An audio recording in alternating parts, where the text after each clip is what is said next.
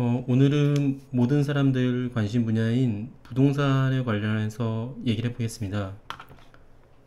어떤 부동산이냐면요. 오늘 말씀드릴 거는 그 아파트 기준이에요. 사실 아파트는 그 규격화된 상품처럼 이 가격이 매겨져 있기 때문에 시세가 확실하게 뚜렷하게 나타납니다. 뭐 빌라나 단독주택, 땅들은 그렇지 않죠. 근데 이제 아파트는 우리나라에서 어, 일기 신도시 이전에도 아파트가 있었지만 보급률이 아파트가 높아지면서 일기 신도시 이후로 그 집을 지금 현재 아파트 거주자 비중이 아마 50%를 넘어섰을 거예요.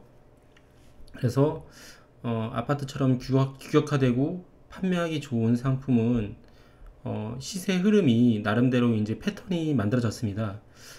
일단 저기 몇 가지 표를 보겠습니다. 제가 한번 표를 만들어 봤는데요.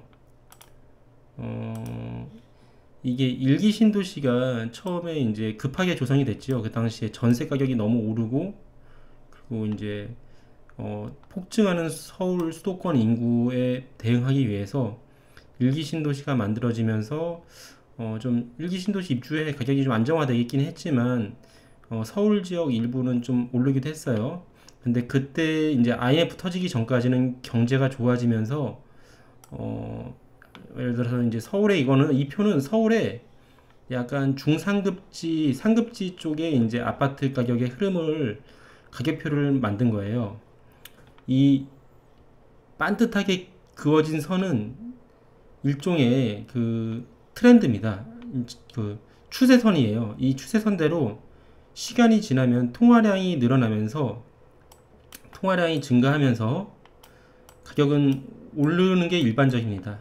왜냐면 정부도 그거를 가격이 오르는 걸 장려하고 있어요. 왜냐면 이 아파트 주거지에 대해서 재산세를 걷어야 되기 때문에 재산세는 대부분 다 그 지방세입니다. 지방세. 그래서 그 지방에 세원이 되는 거죠. 근데 일단 여기서 보시면은 어, 그 당시에 이제 IMF 터지기 전에 3억짜리 집이 있었어요. 실제로 실제 하는 겁니다. 목동 쪽이나 이런 쪽의 가격이에요. 목동이나 아니면 과천 쪽 이런 3억짜리 아파트가 IMF 터지면서 한 2억 정도까지 빠졌지요. 그 당시에 IMF 때 빠질 수 있었던 이유가 실업률이 급증하고 그 당시에 국채 3년물 금리가 17%였어요. 이건 우리나라 그 은행 대출 금리의 벤치마크인 국채 3년물 금리입니다. 국채 3년물 금리가 17%였어요. IMF 때. 근데 이 기간은 되게 짧았죠. 빠르게 내려왔어요. IMF 전에는 국채 3년물 금리가 한 10% 선이었어요. 그 당시에는 개인들이 돈 빌려서 산다는 개념이 잘 없었어요. 다 자기 돈을 모아서 샀기 때문에 집값이 그래도 지금처럼 막 1년 만에 막 3배 오르고 4배 오르고 이럴 때도 있긴 했지만 거의 그럴 때는 없었고, 그 당시에 또 성장률이 높았기 때문에 집값의 상승 속도 높았지만, 여기 2020년, 21년 구간처럼 이렇게 오르는 거는 전 처음 봤어요. 이때도 그렇게 오르긴 했지만, 정말 이 심했죠. 3억 정도 했던 게, 2억까지 내려갔고, IMF 때. 그리고, 9.11 테러를 기준으로 해서 미국이 금리를 확 낮추면서 미국에서도 부동산 버블이 만들어졌고 우리나라에서도 부동산 버블이 만들어지면서 한 15억까지 올랐어요. 한 6, 7배씩 올랐죠.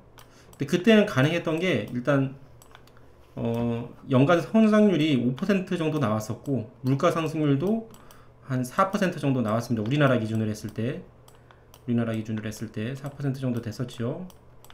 그래서 이게 이제 눌렸던 집값이 반등이 빨랐어요. 금리가 낮아졌지. 그 당시에 07년도에 기준으로 국채 3년물 금리가 4.5, 주담대 금리는 한 5%대 나왔겠죠. 그런 게 미국발 금융위기 때 15억짜리 하던 집이 한 8억까지 빠집니다.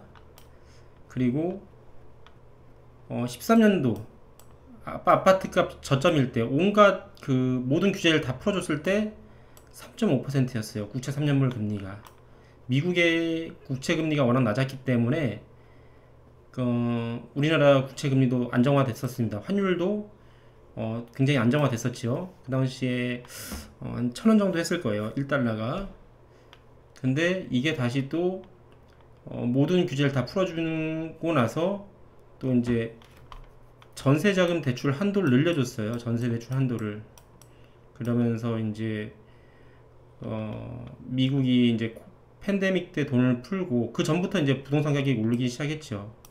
그리고 이제 아파트까지처럼 상품화된 게 갭 투자가 이제 많은 사람들한테 알려졌어요. 갭 투자. 그러면서 이제 가속이 붙었죠. 상승하는 가속이 13년도부터 16년, 17년까지도 오르긴 올랐지만 이렇게 빠르게 오르지 않았었는데 그 이후로 미국이 금리 인상을 포기하면서 잠깐 주춤하던 게 올랐죠. 그래서 이제 8억 정도 하던 게 한 30억까지 갔어요. 근데 이제 여기서부터 중요한 얘기인데 향후 흐름을 어떻게 예상하냐. 근데 이 코로나 때 국채 3년물 금리가 0.8%였어요. 그리고 주담대 금리는 2%대, 전세자금 대출은 1%대까지 있었어요. 그러니까 투기가 성행할 수밖에 없어요. 성행. 그래서 실수요와 투기가 결합을 했지만 어쨌든 투기의 역할이 더 컸어요.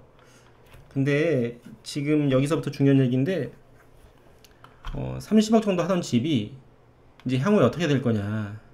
지금 이 30억 정도까지 갔던 집들이 실제 이 흐름은 이것도 이제 그 엘리어트 파동으로 한번 보겠습니다.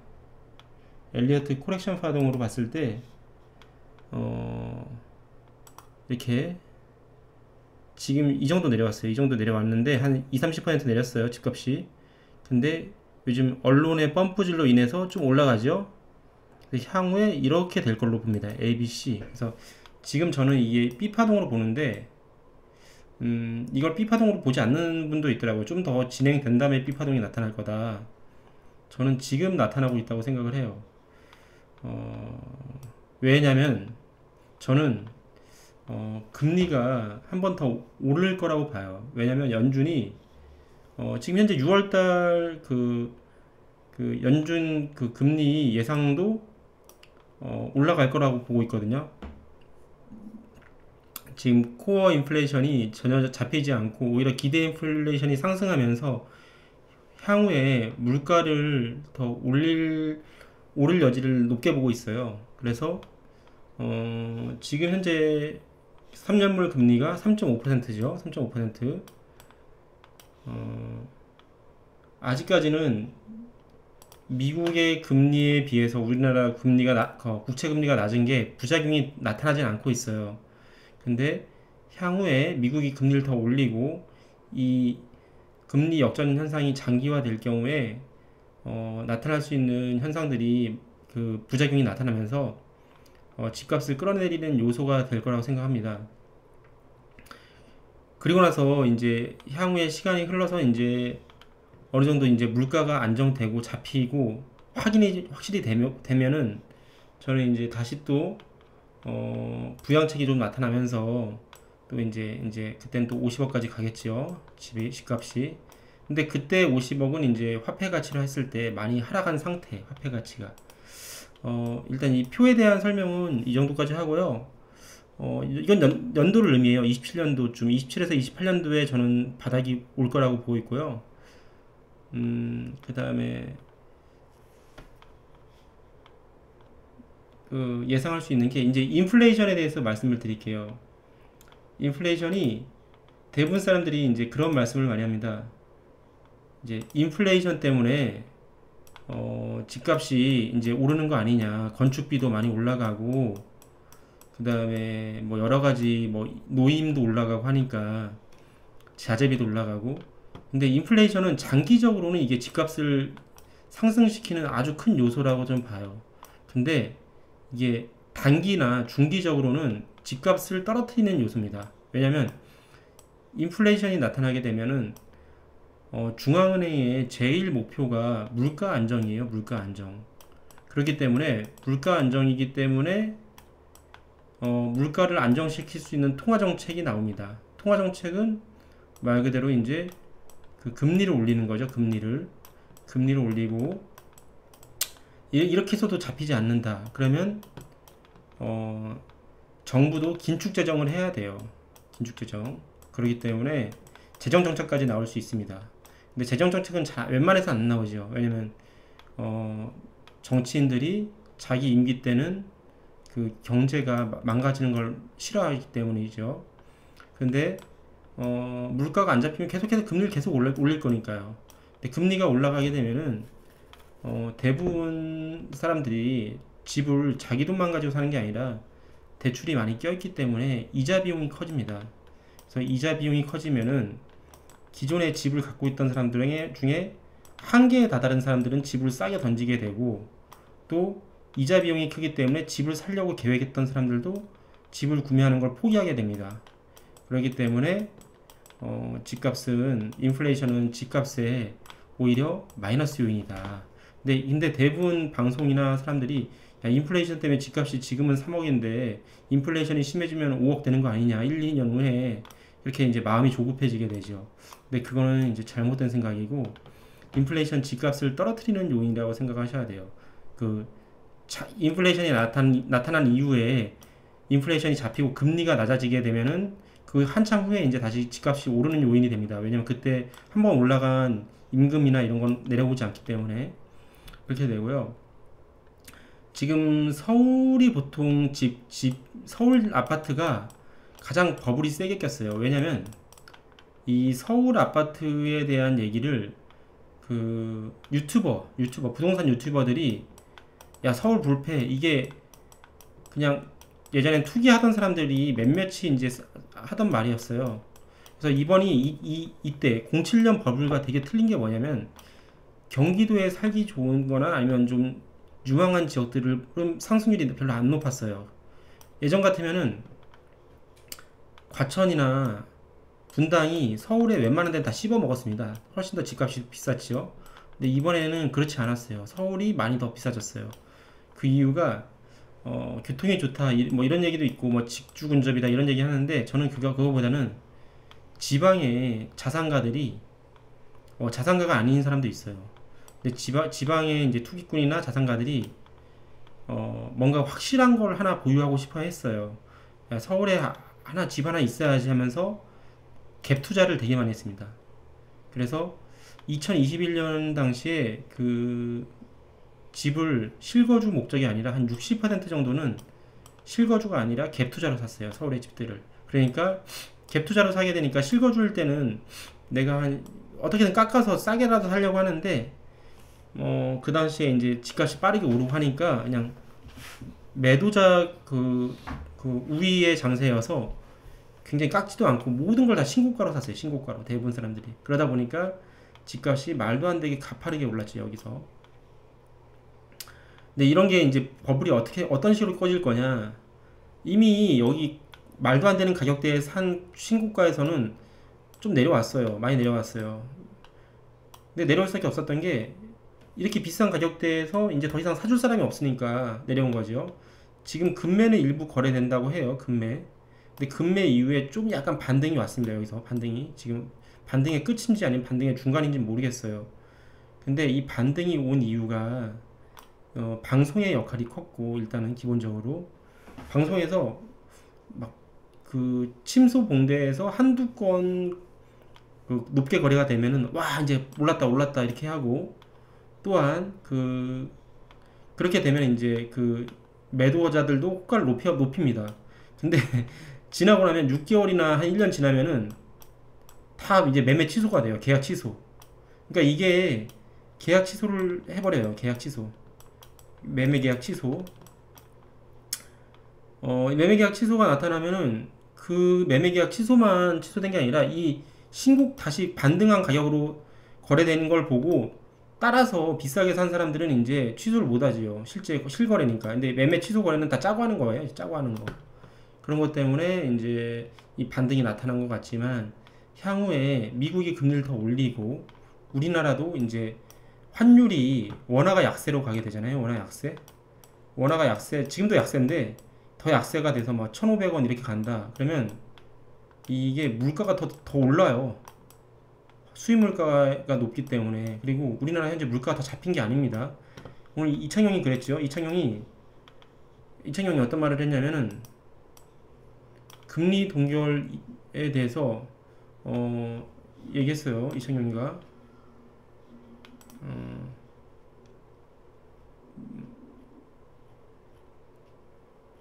연내 금리 인하 기대는 시기상조라고 얘기했고, 이 사람 오늘 쓸데없는 말을 많이 하긴 했는데, 어젠가 이 사람이 한 말 중에 그 금리 인상 여지가 있다 이렇게 얘기했어요. 그래서 이제 대출 금리가 그 현재 더 올라갈 거라고 저는 예상을 하고요. 왜냐면 미국이, 저는 금리가 한 차례 인상으로 잡힐 거라 생각하지 않아요. 물가가. 왜냐면 뭐 헤드라인 인플레이션은 좀 낮아질 수 있는데 코어 CPI는 전혀 잡히지 않고 있고, 또 우리나라 같은 경우에 가계부채가 전 세계에서 가장 많고, 또 가계부채가 많다는 거는 소득에서 이자로 나가는 비용이 많기 때문에 실제 돈의 흐름이 좀 막혀 있는 상태입니다. 그리고 또 이제 아파트 공급을 볼게요. 이게 사실 적정 수요를 47,113세대로 했더라고요. 서울 적정 수요를. 근데 이런 적정 수요는 저는 건설사의 의견이 많이 들어간 것 같아요. 지금 보세요. 이게 1990년부터 지금까지 평균을 낸 것 같아요. 적정 수요란 거. 근데 이 당시엔 1990년부터 2000년까지 서울 인구가 증가하거나 아니면 젊은 인구가 되게 늘어나는 시기였어요. 젊은 집을 구매할 사람들이. 근데 지금은 서울 인구를 한번 보여드릴게요. 서울 인구가 이렇게 줄고 있어요. 1014만 명에서 지금 940만 명. 근데 보시면 더 가팔라져요. 점점 더 각도가. 70만 명이나 줄었어요. 근데 서울에 집이 이렇게 적정 수요라고 해놓고 집이 약간 모자란 듯이 이렇게 나왔잖아요. 근데 또한 여기 통계에 잡히지 않는 게 서울의 빌라, 서울엔 유난히 빌라를 많이 짓거든요. 짜투리 땅이 많기 때문에. 빌라와 오피스텔 같은 거는 여기에 포함도 되지도 않아요. 그리고 요즘에 30평대, 20평대 이런 것보다는 오피스텔이나 빌라를 빌라에 많이 살잖아요. 돈이 없는 사람들이. 특히 젊은 사람들. 근데 그런 거를 감안하지 않는 거죠. 그리고 일단 올해 지금 큰 굵직한 입주 물량도 많아요. 7, 8월 달에는 원베일리가 3,000세대 입주하고, 그러면은 여기 잠깐 새 집 때문에 나갔던 사람들이 자기 살던 집도 비우고 다시 여기로 입주하겠죠. 조합원 같은 경우에는. 그러니까 전세 물건이 되게 많이 생기는 거예요. 전세가 서울에 인구는 감소하는데 전세 물건이 계속 공급이 돼요. 그러면 전세 물건이 공급이 되게 되면 매매에 대한 그 수요가 약해지는 거거든요. 또 그리고 여기 보시면은 내년 1월 달에 6,700세대가 입주해요. 강남에서. 그리고 2025년 1월이 되면은 12,000세대가 입주하죠. 둔촌주공. 그렇게 중간중간에 입주 물량이 많이 있습니다. 그러니까 지금 내가 볼 땐 적정 수요가 이 당시에 인구 증가하던 시기나 인구가 되게 팽창하던 시기에 47,000세대면 저는 지금 서울의 적정 수요는 만세대 정도라고 봐요. 만세대 이하거나. 인구가 자꾸 줄어드는데요. 서울의 인구가 줄어드는 게 그런 식으로만 해석을 하더라고요. 서울의 집값이 비싸서 나간다. 그게 아니라 일단 서울 자체가 늙은 도시고 자꾸 그 넓은 사업장이 필요한 사람들은 싼 임대료나 아니면 그 넓은 사무실이나 공장을 원하기 때문에, 그래서 경기도로 가는 거예요. 직장이 옮기는 거예요. 왜냐면 서울에서는 200평을 빌려서 뭐 월세를 5천을 냈다. 그러면 경기도로 가면은 500평을 빌려서 월세 1,000만원 낸다. 이렇게 하면서 사업이 더 원활하게 할 수 있거든요. 그렇기 때문에 자꾸 이주를 하는 거죠. 서울에서 사업장이 빠져나가는 거예요. 그렇게 보시면 되고요. 그리고 이제 공공기관도 이주를 하잖아요. 자꾸 서울에서 부산으로도 가고, 산업은행이 뭐 이런 식으로 가듯이. 그러니까 이제 그 서울의 인구가 줄고 그다음에 그 일자리도 줄어드는 거죠. 다음 보실 게 6월 달에 그 아파트가 31,400세대가 입주합니다. 그래서 작년보다 2배가 늘었어요. 입주 물량이. 그러니까 이것도 그 전국적으로 지금 현재 그 전세 물건이 엄청 많이 공급이 되는 거예요. 이게 전세 물건이 전세가 제대로 안 나갈까봐 정부에서는 이제 실거주 의무도 자꾸 없애주려고 하는 거죠. 그 전세 대출 금리를 평균을 보시면 그 카카오뱅크 무시하십시오. 카카오뱅크 빼셔야 돼요. 평균이 5%대 현재 나옵니다. 전세 대출 금리가. 그러니까 지금 전세 대출 금리가 2021년도에 1%대까지 내려왔어요. 1%대까지 1.9. 근데 지금 엄청 비싸죠. 그러니까 전세 가격이 계속 낮아질 수밖에 없습니다. 그리고 청년표 노린 퍼주기 대출이 80%가 원금이 연체되고 있습니다. 이런 식으로 그 막 이상한 대출을 자꾸 만들면은 은행만 자꾸 힘들어지는 거예요. 근데 정부에서 보증해 주겠죠. 근데 이런 식으로 예산이 낭비되는 거는 좀 문제가 있다고 생각해요. 그리고 역전세 쓰나미 몰려온다. 인천, 대구 아파트 물량 3배 쏟아진다. 그러니까 인천에서 전세가 싸지면은 어쨌든 그 여파가 경기도나 서울까지 미칠 수밖에 없어요. 대구도 아파트가 너무 많이 쏟아지죠. 그러니까 좋은 전세 물건이 계속 쏟아지면은 매매에 대한 그 매수세가 약해지면서 매도 호가가 결국엔 내려올 수밖에 없습니다. 그리고 사람들이 잘 모르는 게 유럽중앙은행이 금리를 2차례 더 올릴 거예요. 일단 확정된 것만 그래요. 그러면은 ECB가 현재 우리나라보다 금리가 높아요. 근데 4.25까지 올라가면은 우리나라가 일본이랑 같다고 생각하면 안 돼요.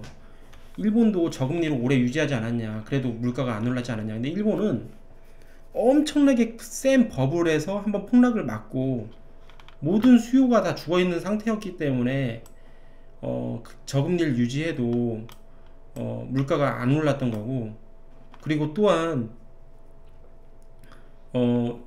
우리나라 같은 경우에는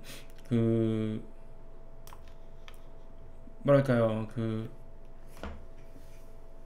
금리를 안 올리고 있으면 자본 유출이 우리나라는 좀 심해질 수밖에 없어요. 그래서 ECB와 그다음에 이제 미국 연준보다 금리가 낮은 상태로 유지하게 되면은 일단은 주식시장과 부동산에서 이제 돈이 빠져나갈 수밖에 없습니다.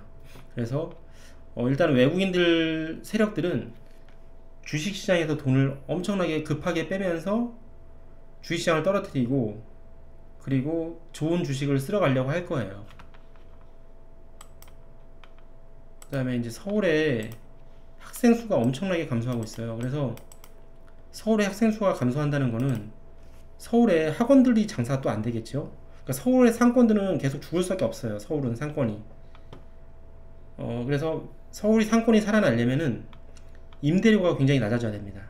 임대료가 낮아지고 집값이 낮아지면 다시 서울이 살아날 수 있어요. 서울이 살아나기 위해서 집값이 떨어지고 부동산 가격이 떨어져야 됩니다.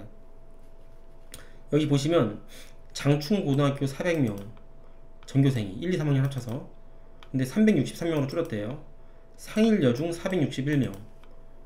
그러니까 여기 보시면 아시겠지만 학생 수가 이제 20년 전에 비하면은 너무 적어요. 저 때는 중학교 때 한 2,700명 정도 됐었거든요, 한 학교가. 그러니까 지금은 이렇게 학생 수가 적기 때문에 애들이 공부를 열심히 하려고 하면은 수업도 제대로 들을 수 있고 뭐 여건 좋다고 생각해요. 그러니까 오피스텔하고 빌라가 여기도 나오잖아요. 근데 이게 방송에 잘 안 나오는데 지난 2, 3년 동안에 공급이 엄청나게 많아졌어요. 서울, 경기도 할 거 없이, 인천 할 건 없이. 그러면 빌라랑 오피스텔 여기에 지금 현재 전세 가격이 엄청나게 내려갈 거예요. 그러면서 집값도 내려가고, 그러면서 이제 큰 문제가 생기겠죠. 지금 생기고 있고요. 결국에는 집이 모자르다는 환상도 다 거짓말이에요. 아파트가 모자르다, 이게 갭 투자자들이 사면서 많이 올려놨죠, 집값을. 오늘 좀 설명이 약간 좀 잘하려고 했는데 잘 안되는데, 일단 이런 요점만 설명해 드리면은 집값은 금리의 영향을 많이 받고 또한 이렇게 파동을 그리면서 오르락 내리락 하는 거예요. 왜냐면 심리 자체가 지금 느끼시잖아요. 집값에 대한 심리가 많이 식었다. 이 식은 심리가 주식이랑 똑같아요.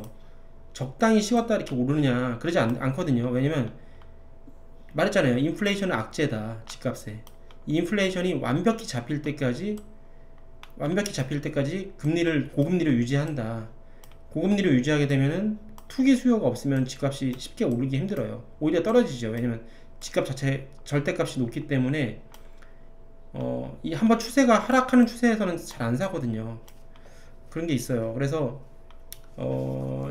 집을 구매하려는 사람들은 좀 기다렸다가 한 전세 두 사이클 정도 한 4년 후가 저는 아주 적정한 시점이라 생각하고, 한 가지 더 말씀을 드릴게요. 2017년에 이제 정부에서 임대 사업자를 주임사를 만들라고 했죠. 그 전부터 있었어요. 제도는 있었는데 2017년에 홍보를 많이 했어요. 주임사 해야지만 종부세를 뭐 면제해준다 이러니까 이게 4년짜리랑 8년짜리 있었는데 8년짜리로 많이 가입을 했어요. 왜냐면 8년짜리 해야지 양도세 완전 면제이기 때문에. 그러니까 이게 말소가 되는 게 2025년에 많이 끝나요. 근데 2025년이나 2026년, 왜냐면 18년도에도 많이 가입을 했기 때문에 뭐 2019년도에도 가입을 했죠. 그러면 2027년까지. 그러니까 주임사 물건이 양도세를 면제받으려면 1년 이내 팔아야 돼요. 1년 이내. 안 그러면 또 이제 또 양도세도 내야 되고 종부세도 내야 되겠죠. 다주택자니까. 그러니까 2025년에 설사 입주 물량이 없다고 하더라도 양도세 회피 물량이 엄청나게 쏟아질 수밖에 없습니다. 그러니까 집을 사는 최고 적정한 시점은 저는 2027에서 2028로 봐요.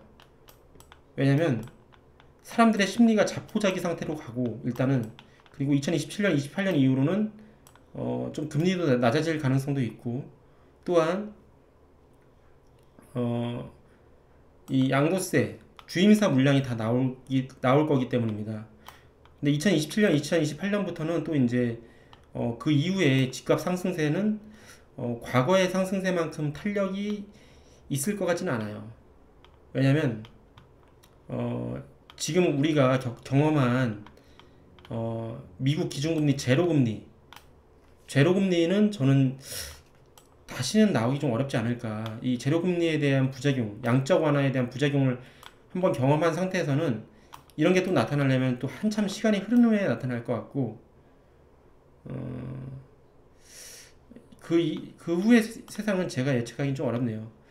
일단 저는 저점 바닥이 보려면은 몇 년 더 걸린다. 오늘 부동산 방송은 사실 자신은 있었는데 또 막상 하려니까 또 어려웠네요. 여기서 마치겠습니다. 경청해 주셔서 감사합니다.